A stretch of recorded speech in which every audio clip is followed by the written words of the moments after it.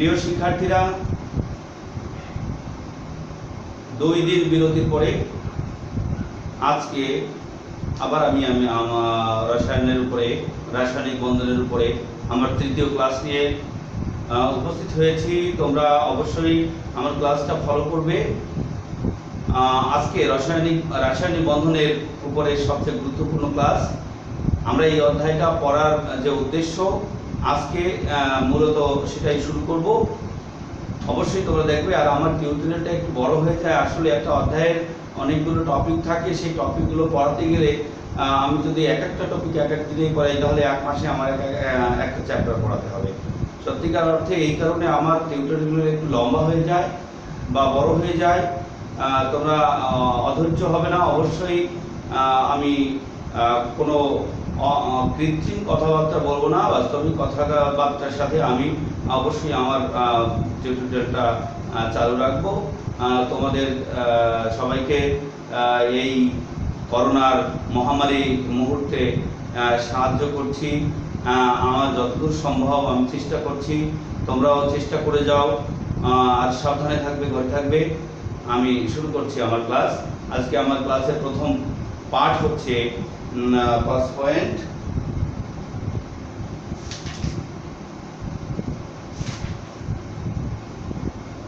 পাঁচ 5.9 রাসায়নিক বন্ধন অধ্যায়ের 5.9 অ্যানায়ন এবং ক্যাটায়ন।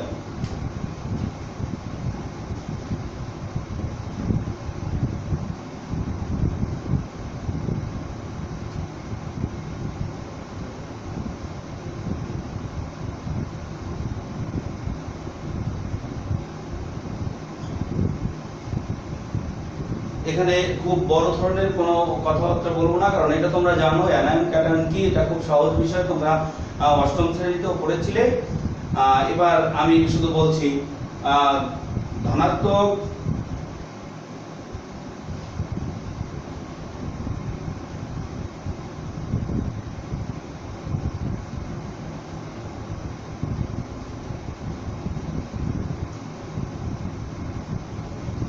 আধান বিশিষ্ট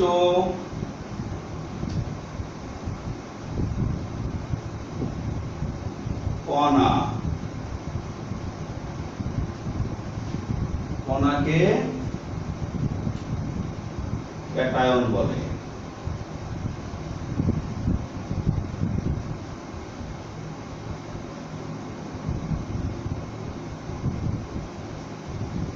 ধনাত্মক আধান বিশিষ্ট কণাকে ক্যাটায়ন বলে। তোমরা কণা না বলে তোমরা ধনাত্মক আধান বিশিষ্ট পরমাণুকে, আসলে কথাটা সত্যিকার অর্থে ব্যবহার অনুপযোগী এই কারণে যে পরমাণু একটা আলাদা সত্তা, আর এই আধান ক্যাটায়ন এটা একটা আয়ন, সেজন্য আয়ন একটা আলাদা সত্তা। আমাদের পরমাণু আর আয়নের মধ্যে পার্থক্য আছে, সেই কারণে আমরা ওই কণা বলবো। কণা হচ্ছে 3 প্রকার। একটা হচ্ছে তোমার অণু হতে পারে, পরমাণু হতে পারে, আর আয়ন হতে পারে। এই হচ্ছে 3 ধরনের কণা আমাদের আসলে আমরা বলি, যা ব্যবহার করি সেটা। ধনাত্মক আধান বিশিষ্ট কণাকে ক্যাটায়ন বলে। ক্যাটায়ন তৈরি হয় কিভাবে তোমরা তাও জানো। কোনো পরমাণু যখন ইলেকট্রন ত্যাগ করে তখন সে ক্যাটায়নে পরিণত হয়, ধনাত্মক আধানে পরিণত হয়। তার মানে হলো, আবার সব পরমাণুতে ইলেকট্রন ত্যাগ করে না। কারা ইলেকট্রন ত্যাগ করবে? ধাতু। যারা ধাতু তারাই ইলেকট্রন ত্যাগ করে, তারা হচ্ছে ক্যাটায়নে পরিণত হয়। ধাতু ইলেকট্রন ত্যাগ করে ক্যাটায়নে পরিণত হয়। তো তোমরা জানো, আমি একটা উদাহরণ দিয়ে বোঝাচ্ছি কিভাবে ক্যাটায়ন তৈরি হয়।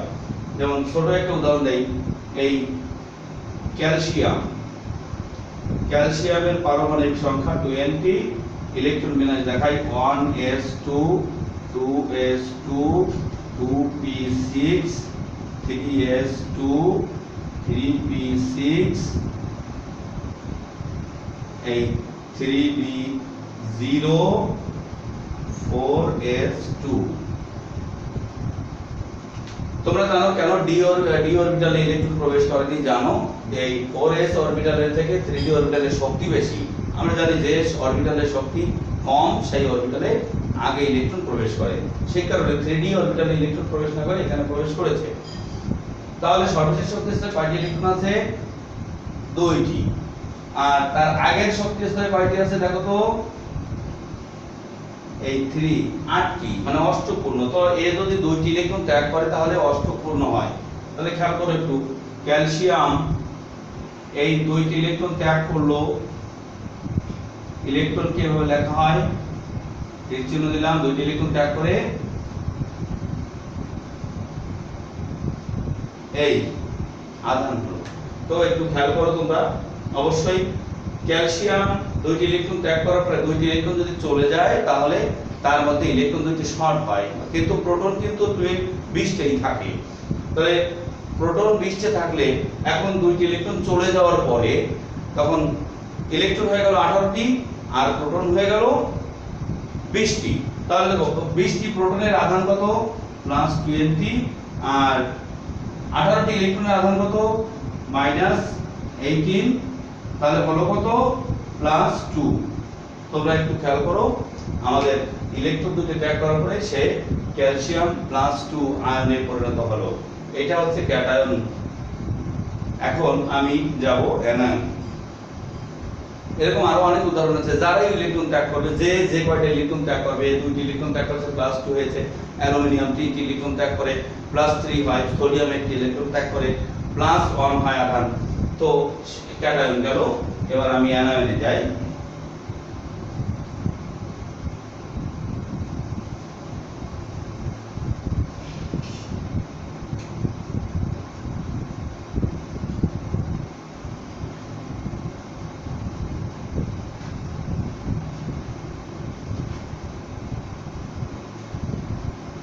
এবার শুধু আমি এখানে লিখব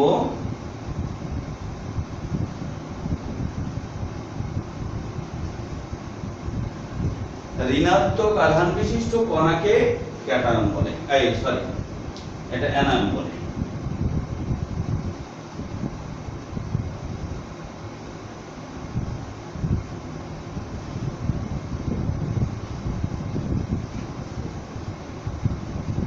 এবার অবশ্যই তোমরা দেখতে পেরেছো কি লিখেছি, ঋণাত্মক আধান বিশিষ্ট কণাকে অ্যানায়ন বলে। তো যে কণাটা আর আধান হচ্ছে ঋণাত্মক, সেই কণাটাকে আমরা অ্যানায়ন বলবো। অ্যানায়ন তৈরি হয় ইলেকট্রন গ্রহণ করার মাধ্যমে। সেটা কারা গ্রহণ করবে? যেহেতু ধাতু ত্যাগ করে তাহলে অধাতু গ্রহণ করবে, তাহলে অধাতুরা অ্যানায়নে পরিণত হয়। অধাতুরা সবসময় ইলেকট্রন গ্রহণ করে এবং ইলেকট্রন গ্রহণ করে তারা অ্যানায়নে পরিণত হয়। তাহলে একটা উদাহরণ ধরি, অক্সিজেনের কথা ধরি। অক্সিজেনের পারমাণবিক সংখ্যা হচ্ছে 8। একটু খেয়াল করো, 1s2 2s2 2p4। সর্বশেষ শক্তি স্তরে কয়টি ইলেকট্রন আছে? 6টি ইলেকট্রন আছে। তার অষ্টকপূর্ণ হওয়ার জন্য বা নিষ্ক্রিয় গ্যাসের ইলেকট্রন বিন্যাস লাভ করার জন্য অথবা স্থিতিশীলতা অর্জন করার জন্য আমরা তিন ধরনের কথা ব্যবহার করতে পারি। অষ্টকপূর্ণ হওয়ার জন্য বা নিষ্ক্রিয় গ্যাসের ইলেকট্রন বিন্যাস লাভ করার জন্য বা স্থিতিশীলতা অর্জনের জন্য এর 2টি ইলেকট্রন প্রয়োজন হয়। অক্সিজেনের 2টি ইলেকট্রন প্রয়োজন হয়। তাহলে অক্সিজেন যদি 2টি ইলেকট্রন গ্রহণ করে তাহলে কি হয়? অক্সিজেন 2টি ইলেকট্রন গ্রহণ করবে। 2টি ইলেকট্রন গ্রহণ করলে হয় কি? O2 minus. তাহলে এখন এর ইলেকট্রন হয়ে গেল, দেখো এর ইলেকট্রন ছিল 8টা, এর ইলেকট্রন হয়ে গেছে এখন 10টা। 2টি ইলেকট্রন গ্রহণ করছে, যে কোনো জায়গা থেকে গ্রহণ করছে। তো ওই ক্যালসিয়াম আমি ধরে নিলাম, ক্যালসিয়াম যে 2টি ইলেকট্রন ত্যাগ করছে সেই 2টি ইলেকট্রনই গ্রহণ করবে। এ তো অন্য জায়গা, মানে হাওয়া থেকে গ্রহণ করবে না। কোনো ধাতু ইলেকট্রন যখন ত্যাগ করবে তখন সে অধাতু সেই ইলেকট্রন গ্রহণ করবে। আমাদের একসাথে ওই ঘটনা 2টা একসাথে ঘটে। আচ্ছা, আলাদা করে কিন্তু এই ঘটনাগুলো ঘটে না, অবশ্যই এটা মনে রাখতে হবে। তো এখানে ইলেকট্রন আছে মোট 10টি, এখানে ইলেকট্রন আছে 8টি। এই যে 8টি ইলেকট্রন আছে, এই টোটাল 6টি ইলেকট্রন আছে। এর টোটাল ইলেকট্রন আছে 8টি, এর টোটাল ইলেকট্রন আছে 10টি। তাহলে একটু খেয়াল করো, 8টি প্রোটন আছে, এর 8টি ইলেকট্রন আছে। তাহলে প্রোটন আছে 8টি, এর ইলেকট্রন আছে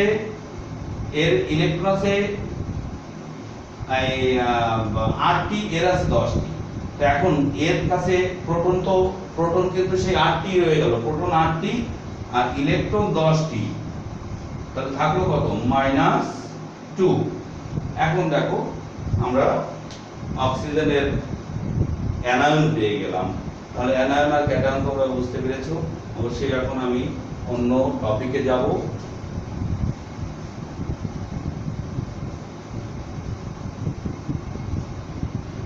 রাসায়নিক বন্ধন কি আমি তোমাদেরকে বলেছি, এর আগে বলেছি। এবার আজকে বরাবর রাসায়নিক বন্ধনের যে প্রকারভেদ আছে, কত ধরনের রাসায়নিক বন্ধন আছে, সেই রাসায়নিক বন্ধনের প্রকারভেদ পড়াবো।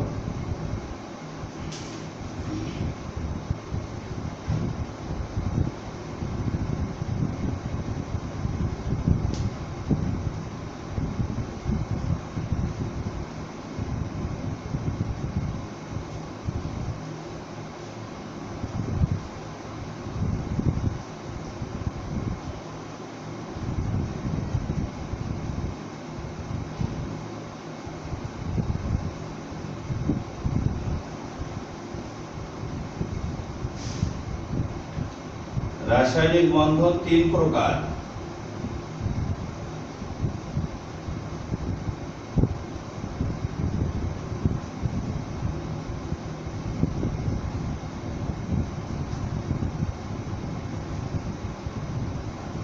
যথা 1 নম্বরকে বলবো আমরা আয়নিক বন্ধন।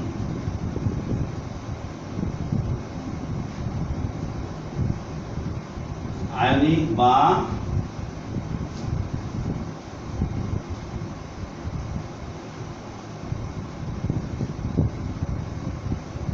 তড়িৎযোজী বন্ধন।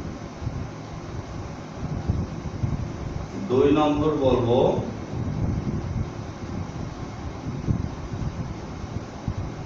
সমযোজী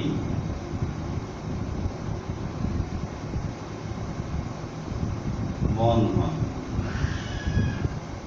3 নম্বর হচ্ছে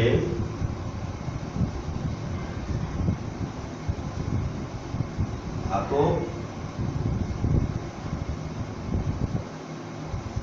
বন্ধন।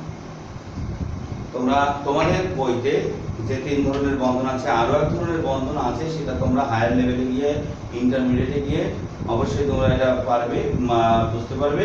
সেটাও সমযোজী বন্ধনের আরেকটা একটু বর্ধিত নিয়ম। সেটা সমযোজী বন্ধনই, সেটাকে বলা হয় সন্নিবেশ সমযোজী বন্ধন, কিন্তু সেটা তোমাদের নেই। এখন আছে আয়নিক বন্ধন বা তড়িৎযোজী বন্ধন, 2 নম্বরে আছে সমযোজী বন্ধন, আর 3 নম্বরে আছে ধাতব বন্ধন। আমি এক এক করে সবগুলো আমি পড়িয়ে দেব। আয়নিক বন্ধনটা কি আমি প্রথমে লিখছি, দেখো।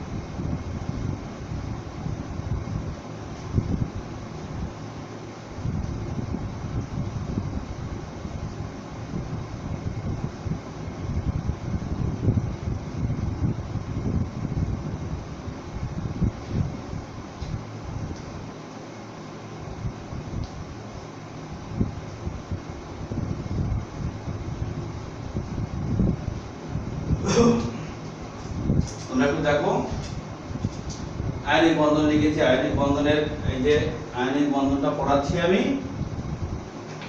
ইলেকট্রন ত্যাগ ও গ্রহণের মাধ্যমে যে বন্ধন গঠিত হয় তাকে আয়নিক বা তড়িৎযোজী বন্ধন, একটা কমা দিলেও হয়, ভালো হয়, এখানে একটু থামতে হয়, তো হয় তাকে আয়নিক বা তড়িৎযোজী বন্ধন বলে। অবশ্যই তোমরা বুঝতে পেরেছো এটা। এবার এই আয়নিক বন্ধন, তোমরা আয়নিক কেন হয়, মানে আয়ন গঠনের মাধ্যমে বন্ধনটা হয়, সেই জন্য আয়নিক বন্ধন হয়। তড়িৎ যদি কেন বলবো, আমরা আধান বিপরীত আধান পরস্পরকে আকর্ষণ করে আর সম আধান পরস্পরকে বিকর্ষণ করে। আমরা ছোট ক্লাসেও পড়েছি, মানে চুম্বকের ক্ষেত্রে বলেছিলাম বিপরীত মেরু, আসলে বিপরীত মেরু হচ্ছে বিপরীত আধান। এখন তড়িৎ যদি আধান এই তড়িৎ পরিবাহিত হতে হলে অবশ্যই আধানের প্রয়োজন, আধানের চলাচল দরকার।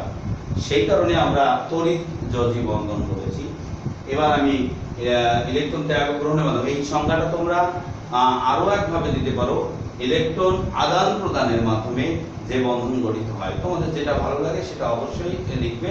ইলেকট্রন ত্যাগ ও গ্রহণের মাধ্যমে যে বন্ধন গঠিত হয় তাকে আয়নিক বন্ধন বা তড়িৎ যোজী বন্ধন বলে। আরেকভাবে বলতে পারো, ইলেকট্রন আদান প্রদানের মাধ্যমে যে বন্ধন গঠিত হয় তাকে তড়িৎ যোজী বন্ধন বলে। এবার আমি আসি সমযোজী বন্ধন।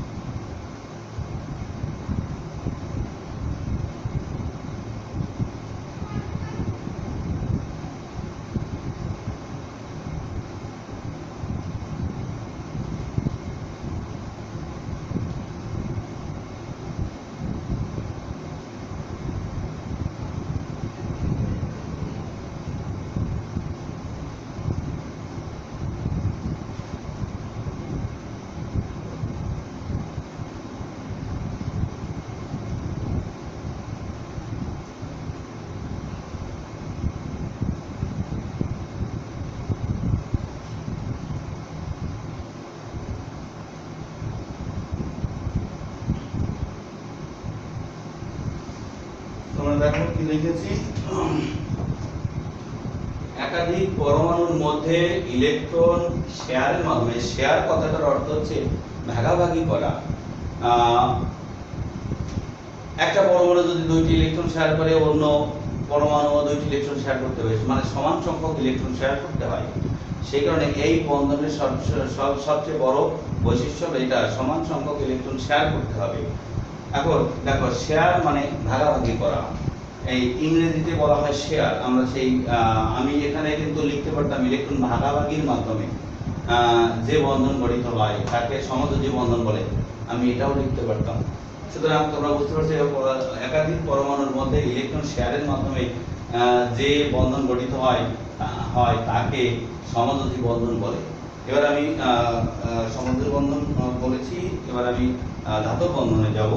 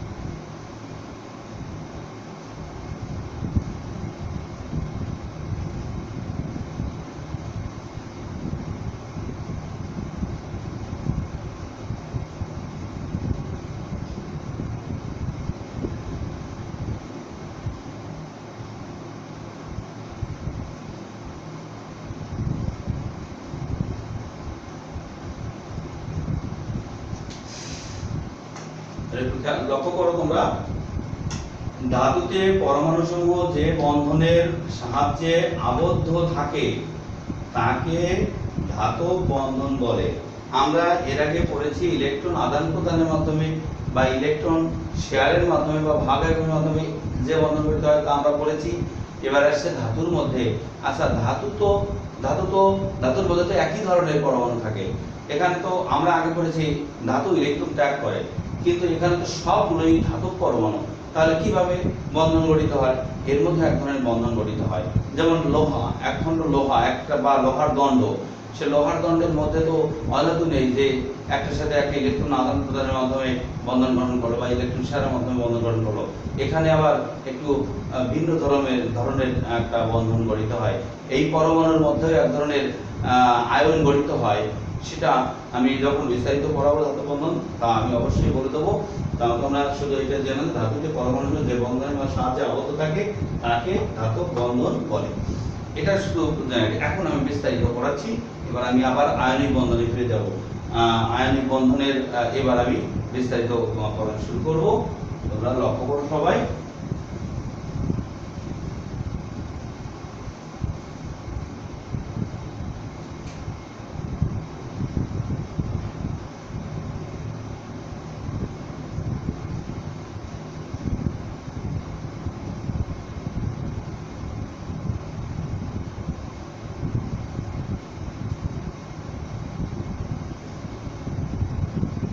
তোমাদের কিছু আয়নিক বন্ধনের আমি সংজ্ঞা কিন্তু আমি এর আগেই বলেছি। এবার আমি আয়নিক বন্ধনের কিছু বৈশিষ্ট্য বলবো, যেটা অবশ্যই তোমাদের পয়েন্ট আমি লিখে দেবো। অবশ্যই তোমাদের এগুলো একটু মনে রাখতে হবে। এগুলো বেসিক জিনিস। এগুলো যদি তোমাদের মাথার মধ্যে থাকে অবশ্যই বন্ধন, রাসায়নিক বন্ধন একদম সহজ মনে হবে, খুব সহজ। অবশ্যই তোমরা এটা ভালো করে লক্ষ্য করো। দেখো কি বলি আমি। 1 নম্বরে এগুলো লিখতে হবে তোমাদের। 1 নম্বর হচ্ছে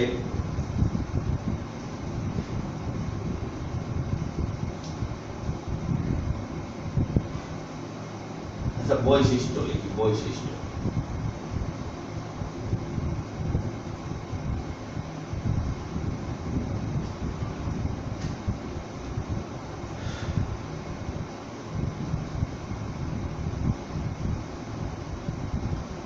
ধাতু ও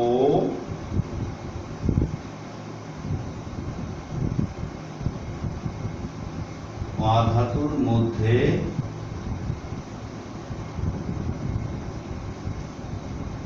এই বন্ধন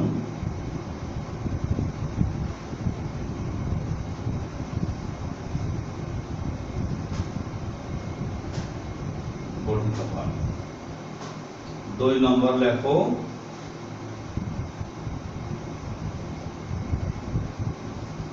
ধাতু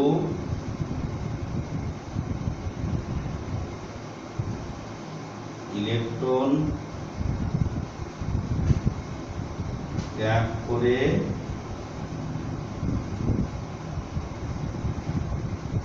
ক্যাটায়ন ও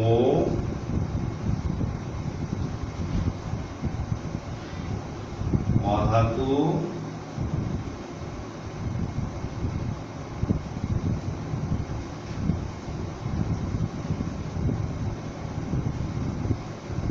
ওই ইলেকট্রন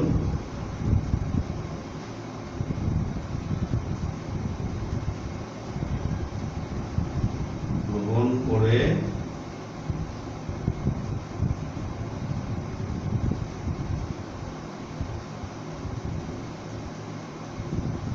অ্যানায়নে পরিণত হয়। 3 নম্বর লেখো,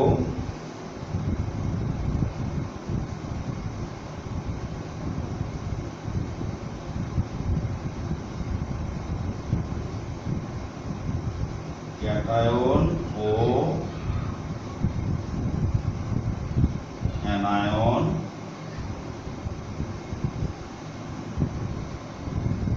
পরস্পরকে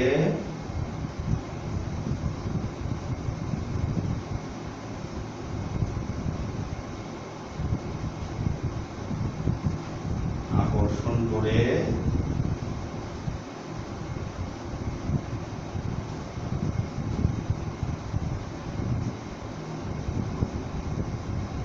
আয়নিক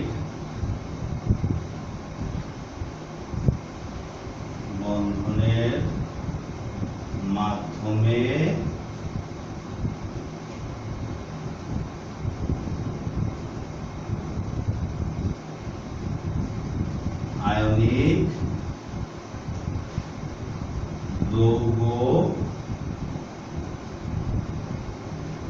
আয়নিক যৌগ এগুলো দেখেছো আয়নিক যৌগ গঠন করে অবশ্য জায়গা নেই।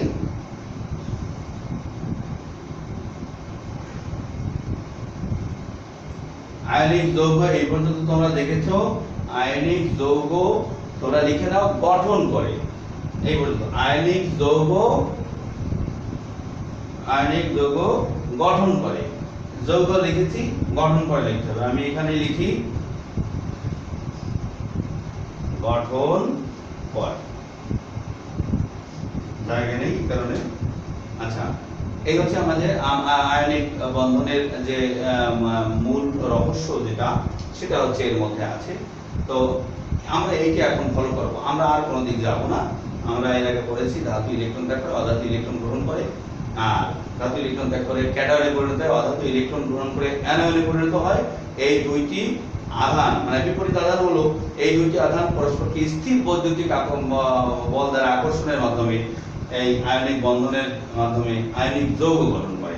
অবশ্যই তোমরা এটা সব সময় মনে রাখতে হবে। আমরা একটা আয়নিক বন্ধন পড়ানোর আগে বা গঠন করার আগে এই কথাগুলো আমাদের জানতে হবে। এবার আমি একটা বৈশিষ্ট্য দিয়ে আমি শুরু করছি আমাদের আয়নিক বন্ধনের।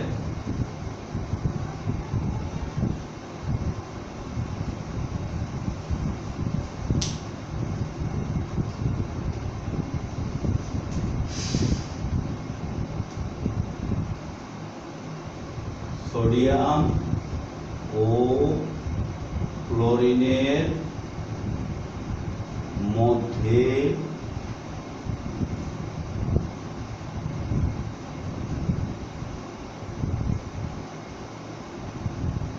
কোন ধরনের বন্ধন হবে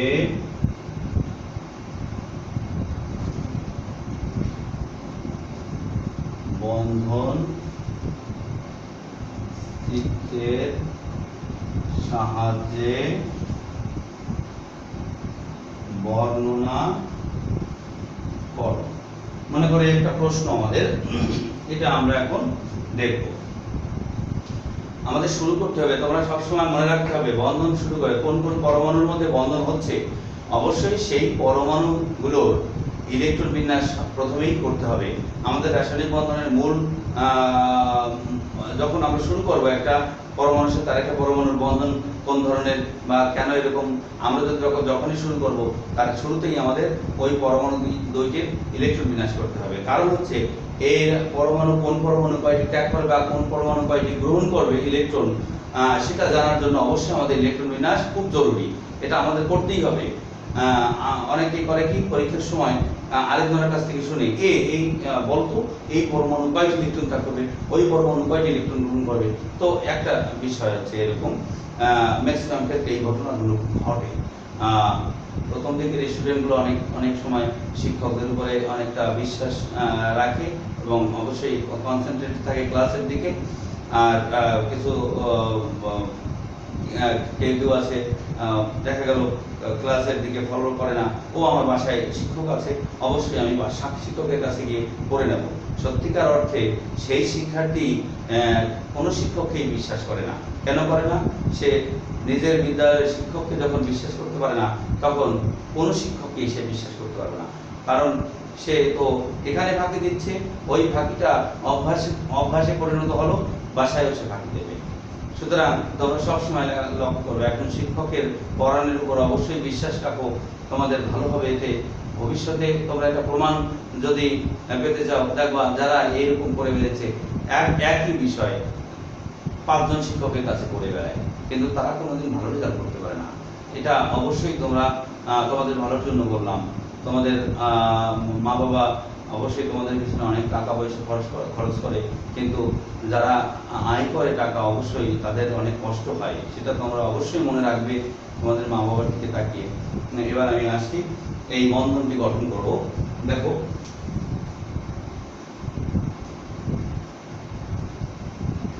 এইভাবে শুরু করব। এখানে কি লেখা আছে, সোডিয়াম ও ক্লোরিনের মধ্যে কোন ধরনের বন্ধন হবে, এটা একটা অংশ। এইভাবে লিখবে, সোডিয়াম হলো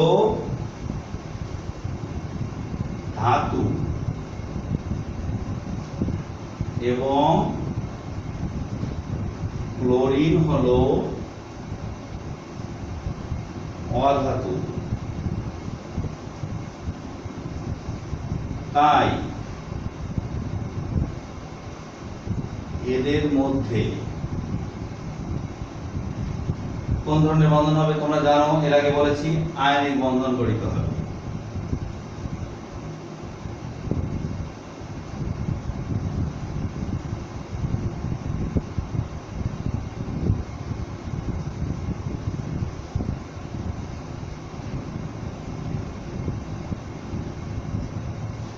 আচ্ছা দেখো, এইগুলো আমাদের প্রথম অংশের উত্তরটা, কোন ধরনের বন্ধন হবে। এইটা একটা মনে করো এই পার্ট থাকে, আমি যদি এইটা এগিয়ে যাই তাহলে কিন্তু আমার নম্বর কমে যাবে, সেই কারণে তোমার এটুকু অবশ্যই লিখতে হবে। এবার আমি এটুকের পরে যেটা শুরু করতে হবে সেটা আমি লিখছি, মুছে ফেললাম।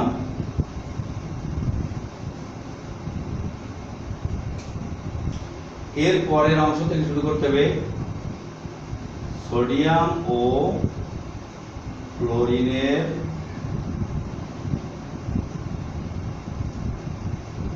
ইলেকট্রন বিন্যাস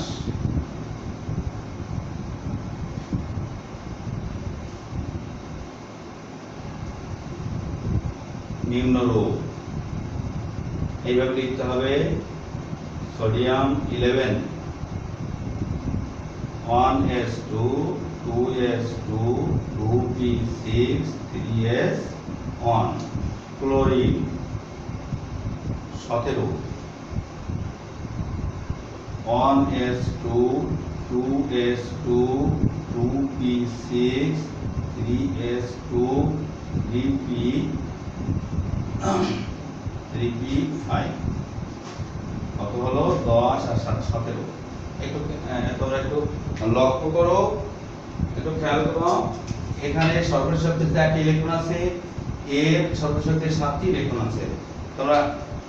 তোমাদেরকে বলেছি স্থিতিশীলতা অর্জন করার জন্য কেউ ইলেকট্রন ত্যাগ করে, আর স্থিতিশীলতা অর্জন করার জন্য কেউ ইলেকট্রন গ্রহণ করে।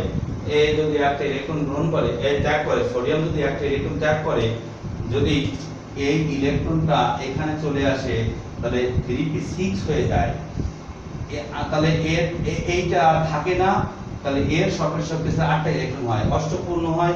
এও কিন্তু অষ্টপূর্ণ হয়, 2 আর 6, এটা হচ্ছে অষ্টপূর্ণ। তো আমি এই কথাগুলো আমি ব্যাখ্যা দেব এখন, এটা তোমরা অবশ্যই লক্ষ্য করো। এ সর্বশেষ শক্তিতে একটা ইলেকট্রন আছে, সর্বশেষ শক্তিতে 7টি ইলেকট্রন আছে, এর একটা ইলেকট্রন ত্যাগ করলে অষ্টপূর্ণ হয়। এ যদি একটা ইলেকট্রন গ্রহণ করে সে অষ্টপূর্ণ হয় বা নিষ্ক্রিয় গ্যাসে ইলেকট্রন বিন্যাস লাভ করে। তো এখানে তোমরা এই কথাগুলোই দেখো, আমাদের কিন্তু কোনো জটিলতা নাই, এখানে যা যা আছে ঠিক সেই কথাগুলো আমরা লিখবো। আমাদের মাথার মধ্যে কোনো প্রেসার নেই, আমরা শুধু ইলেকট্রন বিন্যাসটা করব। আমরা এই কথাগুলো যে কে কয়টা ত্যাগ করছে, কে কয়টা গ্রহণ করছে, আমরা অতিরিক্ত কোনো কথা লিখবো না, আমরা খাতা ভরে লিখবো না। আমাদের 2-3 লাইনের মধ্যে আমাদের বা 4 লাইনের মধ্যে আমরা লিখবো, তাহলে তোমরা মনে করবে না যে উত্তরটা ছোট হয়ে গেল, নম্বর কম পাবো। যে যত সংক্ষেপে এবং খুব সুন্দরভাবে উপস্থাপন করতে পারবে সে তত। শুধু বর্ণনা লিখলে কিন্তু কোনো এক্সামিনারই খুশি হয় না। দেখা গেল 2 পৃষ্ঠা বর্ণনা লিখে আমি একটা বন্ধন গঠন করে রাখলাম, সেটা ইজি কিছু বোঝা যাচ্ছে না, কিন্তু লেখার মধ্যে তো লেখার তো খুব অল্প কথা, 2-3টে কথা মাত্র, সেই কথাগুলো আমরা লিখবো। সবসময় মনে রাখবেন এই কথাগুলোই আমরা ভাষায় লিখবো। আমি যে কথাগুলো এখানে দেখছি সেই কথাগুলো আমরা ভাষায় লিখবো। দেখো কতটুকু হয়, অল্প একটু হয়।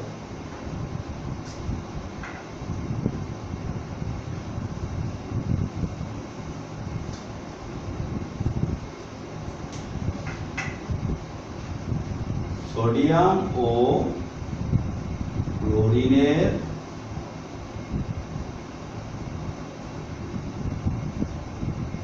ইলেকট্রন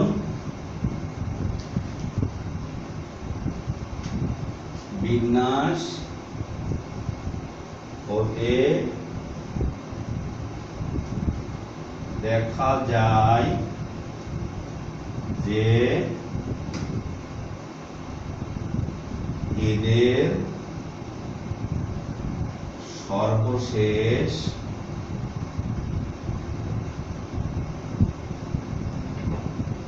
শক্তি স্তরে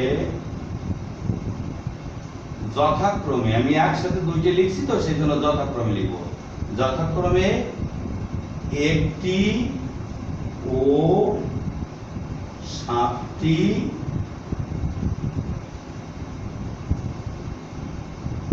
ইলেকট্রন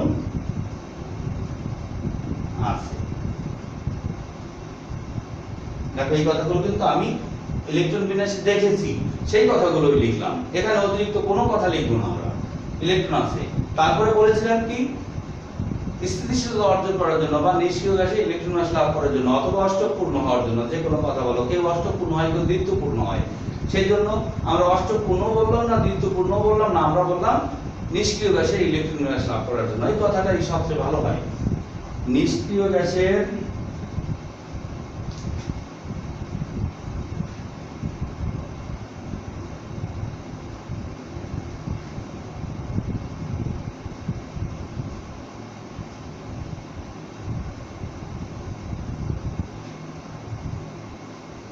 বিন্যাস লাভ করার জন্য সোডিয়াম পরমাণু একটি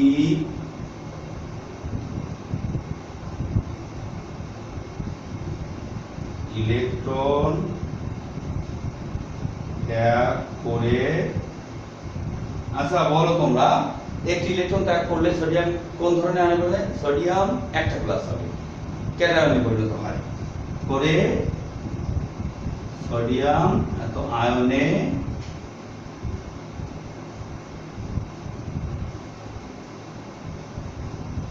পরিণত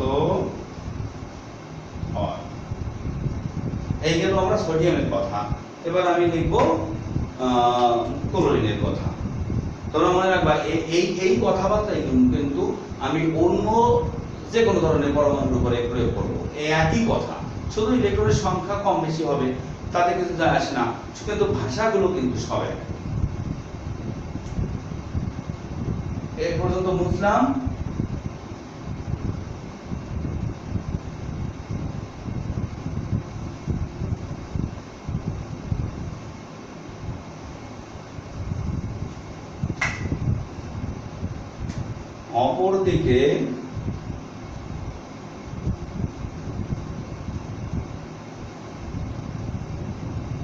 অপরদিকে ক্লোরিন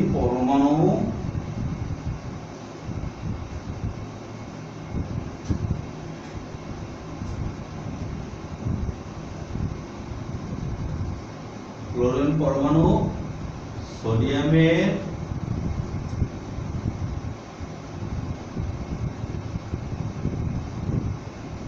ত্যাগকৃত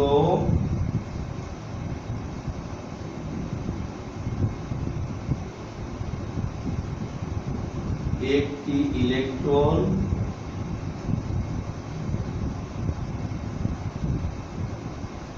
গ্রহণ করে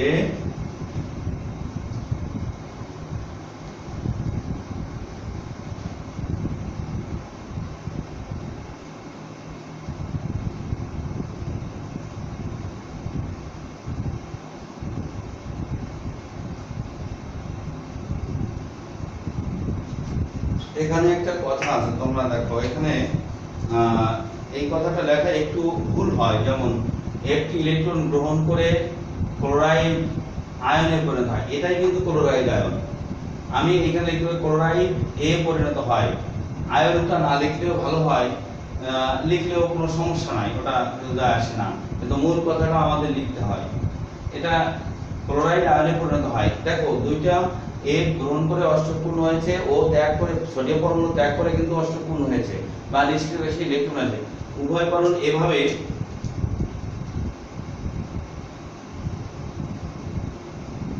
উভয় পরমাণু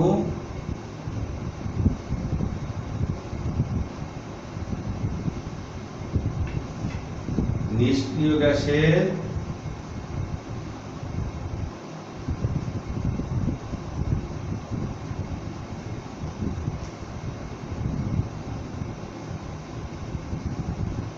ইলেকট্রন বিন্যাস লাভ করে। এখন কি করব, দুটো আয়ন কিন্তু হয়ে গেল। এখন ওই আয়ন দুটো কি করবে, পরস্পরকে আকর্ষণ করবে, স্থির বৈদ্যুতিক আকর্ষণ, স্থির বৈদ্যুতিক বল দ্বারা আকর্ষণ করবে।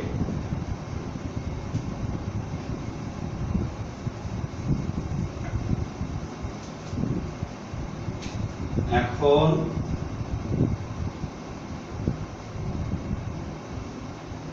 সোডিয়াম ও ক্লোরাইড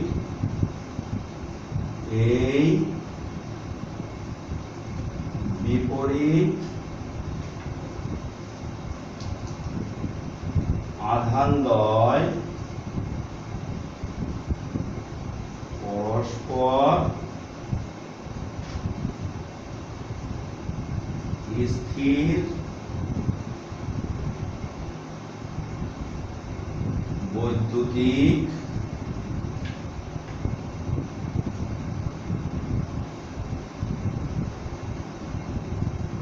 আকর্ষণ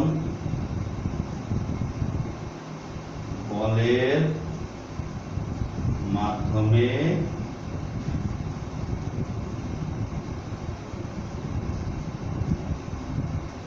আয়নিক যৌগ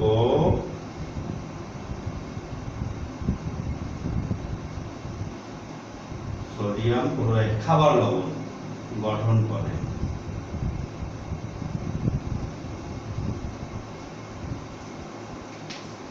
এইগুলো আমাদের বর্ণনা। এবার বন্ধন চিত্র দেখা যায়। আমাদের কিন্তু এখানে লেখা আছে বন্ধন চিত্রের সাহায্যে বর্ণনা করো। আমাদের বর্ণনাটা যা বলেছি আমরা তাই করবো।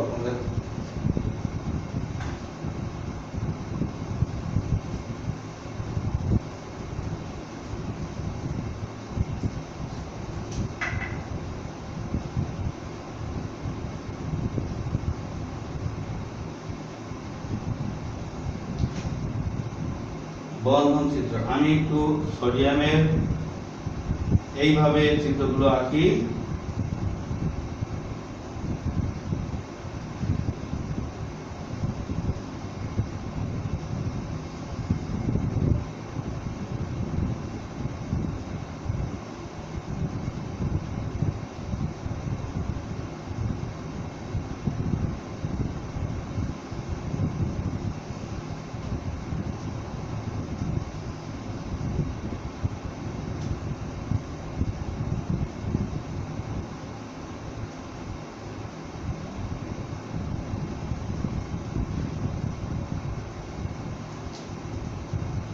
একটু লক্ষ্য করো তোমরা, সোডিয়ামের সর্বশক্তি একটি ইলেকট্রন আছে, আর ক্লোরিনের সর্বশক্তি আছে এক জোড়া, দুই জোড়া, তিন জোড়া আর একটা, 7টা ইলেকট্রন আছে।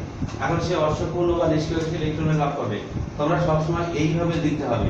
ইলেকট্রন কোন সময় এইভাবে সোজা সোজা দেবে না, কিন্তু সোজা বলতে বোঝায় যে এইটা থেকে এইটা তৈরি হলো, এটা বোঝায়। কিন্তু ইলেকট্রন সব সময় লাফ দিয়ে যায়। দেখো এইরকম ভাবে দেখাবা, এই ইলেকট্রনটা এখানে যাবে, দেখো তীর চিহ্ন দিয়ে দেখিয়েছি, এই ইলেকট্রনটা ওখানে যাবে। তাহলে আমি এখানে একটা তীর চিহ্ন দেবো, এরপরে আমরা কি লিখবো দেখো, তাহলে এর তৃতীয় শক্তি স্তর থাকে না, সোডিয়াম প্রথম শক্তি স্তর আর দ্বিতীয় শক্তি স্তর আছে।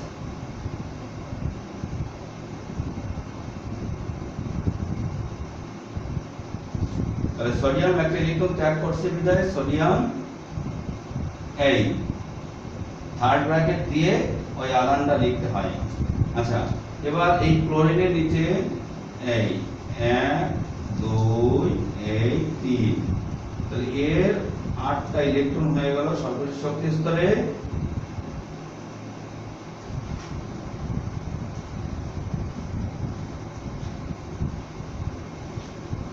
একেও ঠিক ও একটা ইলেকট্রন গড়ছে মাইনাস এই এক দিলাম। এরপরে আবার একটা তীর চিহ্ন দেবো এরকম নিচে, আমি এই তীর চিহ্নটাই আমি এখানে দেখাচ্ছি, এই তীর চিহ্নটাই, এই তীর চিহ্নটা মনে করবো এখানে নিচে, তোমরা নিচে নিচে লিখবে। তাহলে এবার লিখবো সংক্ষেপে সোডিয়াম প্লাস ক্লোরাইড মাইনাস। যদি এই পাশে জায়গা থাকে তো লিখবা, তোমাদের তো জায়গা থাকবে, তা না হলে এইভাবে লিখবা, এইভাবে লিখবা সোডিয়াম ক্লোরাইড। এই হচ্ছে আমাদের বন্ধন গঠনের প্রক্রিয়া। তা আমি সোডিয়াম এবং ক্লোরিন দিয়ে বুঝিয়েছি। এবার তোমরা দেখো, খেয়াল করো,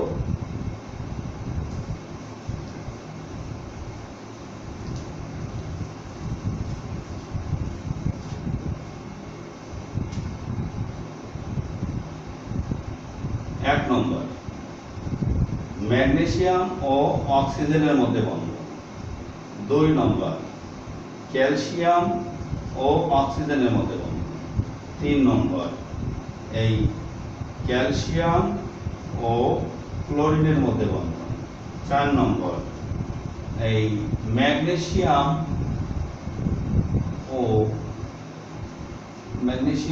ও কি বলতে পারি,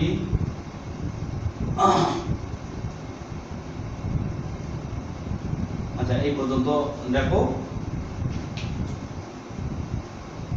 তোমরা জানো ম্যাগনেসিয়াম ইলেকট্রন 2টি ইলেকট্রন থাকে সর্বশেষ শক্তি স্তরে, কিন্তু এর থাকে 6টি। তাহলে ম্যাগনেসিয়াম 2টি ইলেকট্রন ত্যাগ করে, এ 2টি গ্রহণ করে। এইভাবে তোমরা ওই সোডিয়াম এবং ক্লোরিনের মতো সমান সমান কথা বলছি, ক্যালসিয়াম 2টি ইলেকট্রন ত্যাগ করে, অক্সিজেন 2টি গ্রহণ করে, এটার মতোই এই দুইটা একদম সেম। আর এটার একটা বিষয় হলো ক্যালসিয়াম 2টি ইলেকট্রন ত্যাগ করে। দেখো ক্যালসিয়ামের ইলেকট্রন একটু খেয়াল করো, ক্যালসিয়াম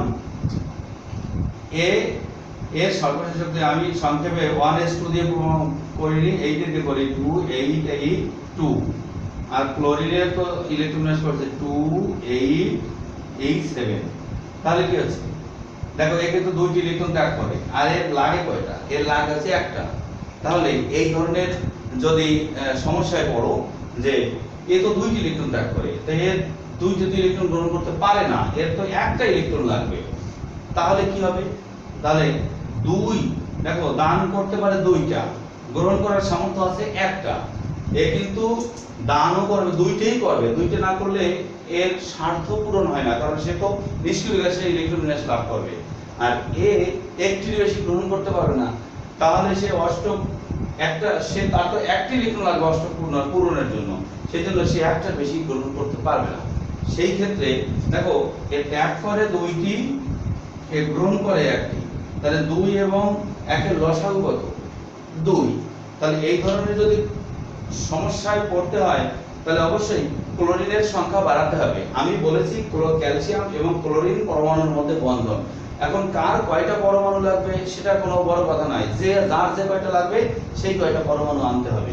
তাহলে একটু খেয়াল করো, ক্যালসিয়াম 2টি ত্যাগ করে, তাহলে আমার 2টি গ্রহণ করতে হলে আরো একটা ক্লোরিন পরমাণু আমাদের দরকার, তাহলে আরো একটা ক্লোরিন পরমাণু আসবে, সেখানে 2টি ক্লোরিন। দেখো এ একটা পরমাণুতে একটা গ্রহণ করতে পারে, তাহলে আরো একটা পরমাণু যদি আসে তাহলে সে আরেকটা গ্রহণ করবে। তাহলে এইবার যদি আমি বন্ধন গঠন করি, আমি শুধু এইটা দেখা দিচ্ছি, ওগুলো তোমরা নিজেরা দেখা করবে। তোমরা একটু খেয়াল করো, এবার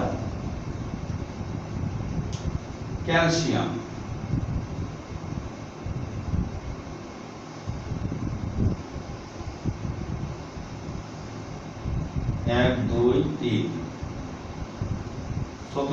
আমি ভিতরের ইলেকট্রনগুলো সব শক্তি স্তর পূর্ণ আছে, আমি শুধু দেখো ক্লোরিন 1 2 এই 3, ক্লোরিন 1 2 এই 3, 1 2 3 4 5 6 এই 7টা, 1 2 3 4 5 6 7। আমি ভিতরে ইলেকট্রনগুলো কিন্তু দেখাইনি। এখন একটা জিনিস লক্ষ্য করো তোমরা, আমি কেন এই দুইটার দুই পাশে দিয়েছি।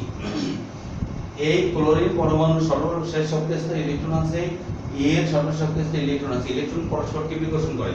এরা যদি এইভাবে আমি দিলাম, এখানে একটা ক্লোরিন, এখানে এই ইলেকট্রনকে বিকর্ষণ করতে পারে। সেই কারণে আমি ক্যালসিয়ামের ঠিক দুই পাশে দিয়েছি, যাতে নিজেদের মধ্যে কোনো বিবাদ সৃষ্টি করতে না পারে। সেই কারণে সম্পূর্ণ বিপরীত পাশে আসবে। তাহলে আর এর সর্বশেষ শক্তিস্তর দুইটি ইলেকট্রন ছিল, একটা থাকবে এখানে, একটা থাকবে এখানে, কারণ একজনকে তো দুইটি ইলেকট্রন দিতে পারে না।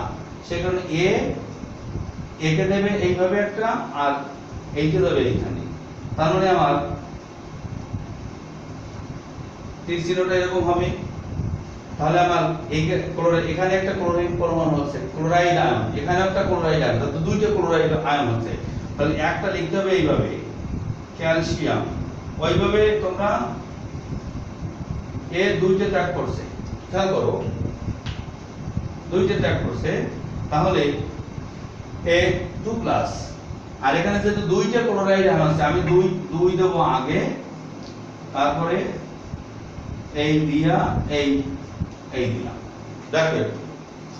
তার মানে আমার এই শক্তিস্তরগুলো কিন্তু আঁকতে হবে এখানে। যদি তোমার বন্ধন চিত্র দাও এখানে আঁকতে, যদি না দাও তাতেও খুব একটা বড় ধরনের সমস্যা হয় না।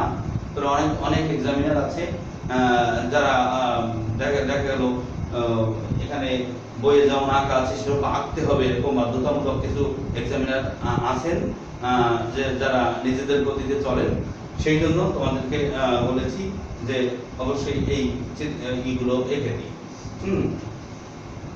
এখন এই দুইটা দেখো +2, এই দুটো যদি নিষ্ক্রিয়, এই দুটো যদি এখন আকর্ষণ করে পরস্পরকে, তাহলে +2 আর এখানে কত -1, এই দুই দিয়ে গুণ করলে হয় -2।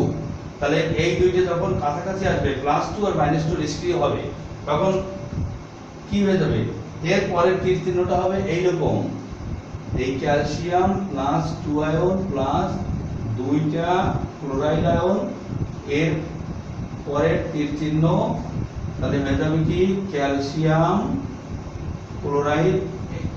এখানে ভালো দেখার জায়গা নাই, আমি এইখানে একটু তীর চিহ্ন দিয়ে লিখছি ক্যালসিয়াম, এই দুইটা ক্লোরাইড, যেহেতু দুইটা ক্লোরাইড ব্যবহৃত হয়েছে, আমার দুইটা ক্লোরাইড এরকম হবে।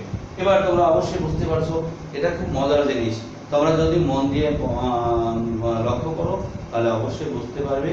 অবশ্যই যারা মন দেবে না তারা কোনোদিন বুঝতে পারবে না। আমার যতদূর সম্ভব আমি তোমাদেরকে বুঝিয়েছি। তোমাদের যদি প্রশ্ন থাকে তাহলে আমি ফেসবুকে অবশ্যই, আমার এই ইউটিউবের সাথে সাথে আমি ফেসবুকেও আপলোড দেই, তাহলে ফেসবুকে কমেন্ট করে আমার প্রশ্ন করবে, কোথায় সমস্যা হচ্ছে বা কোন ধরনের বন্ধন গঠনের, আয়নিক বন্ধন গঠনের সমস্যা হলে অবশ্যই বলবে। আমি এর পরের ক্লাসে আগামী দিন আমি পরে ক্লাস দেব রাসায়নিক বন্ধনের শেষ ক্লাস, সেটা হবে সমাজবাদী বন্ধন এবং ধাতব বন্ধনের করে ক্লাস নেব। তোমরা অবশ্যই অ্যাটেন্ড করবে। ধন্যবাদ সবাইকে। আজকের মতো এখানেই বিদায় নিচ্ছি।